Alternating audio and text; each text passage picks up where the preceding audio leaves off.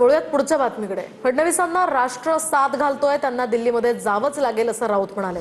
मोदींना कॅबिनेट मजबूत करायची आहे, त्यांना फडणवीसांची गरज आहे असं म्हणत फडणवीस हळूहळू इकडचा कार्यक्रम आवरणार असल्याचंही संजय राऊत म्हणाले। तर फडणवीसांनी इथे राहायची इच्छा व्यक्त केली आहे, मात्र त्यांचे लोक त्यांना पुढे ढकलतायत असंही राऊतांनी म्हटलंय। तर यावर भाजपचे प्रवक्ते नवनाथ बन यांनी संजय राऊतांना प्रत्युत्तर दिले। नेशन फर्स्ट, राष्ट्र प्रथम आहे ना, ते राष्ट्र त्यांना साथ घालत आहे।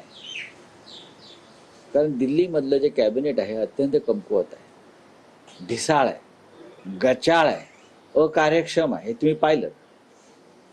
आणि प्रधानमंत्री वारंवार आता ज्या काही गोष्टी करू इच्छित आहेत, जंतर मंतरच्या प्रकरणानंतर त्यांना एक उत्तम कॅबिनेट बनवायचं आहे आणि त्यासाठी त्यांना देवेंद्र फडणवीस यांची आवश्यकता आहे असं ते सांगतात, त्यांच्या सहकार्यांना सांगतात। आणि काल सुद्धा 100% त्यांनी देवेंद्रजींना सांगितलेलं असणार। मग ते रिकामटेकडे आहेत का? देवेंद्रजी हळूहळू इकडलं काम आवरतील आणि दिल्लीत जातील। संजय राऊत, तुम्ही देव पाण्यात घालून ठेवले किंवा अन्य कोणी देव पाण्यात घालून ठेवले तरी त्याचा काहीही परिणाम होणार नाही।